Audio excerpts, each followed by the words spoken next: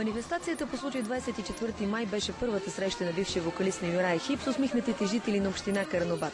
Грандиозният празник истински го развълнува.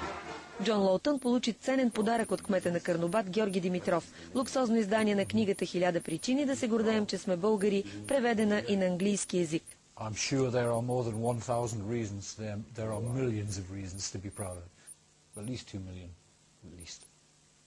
В изложбата «Българско везмо» Джон Лоутън откри пъстротата на фолклорните мотиви и се впечатли от усърдието и таланта на българката. Страстта на легендарния рок-певец е историята. Той посети крепостта Маркели и дълго разпитва за подробностите директора на историческия музей в Карнобат Димчо Момчилов. Поредната кулинарна рецепта Джон Лоутън представи в кухнята на социалния патронаж в Карнобат, заедно с Гинка и главния готвач Николинка.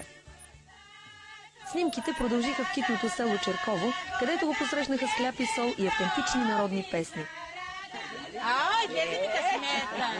Жените от селото му показаха етнографския музей и му разказаха за своето минало. Трудила се е българката и черковката денонощно. Денонощно. Поредната изненада за Джон Лоутън беше срещата с 6 английски семейства, които постоянно живеят в карнобатското село Черково. Те му разказаха, че тук е истински рай, защото климатът и хората са прекрасни.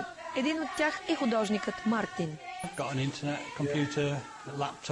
I've been cooked on this through the winter, and the usual obligatory very loud hi-fi. Снимките на поредицата Джон Лоутън представя продължават през месец юли в община Созопол.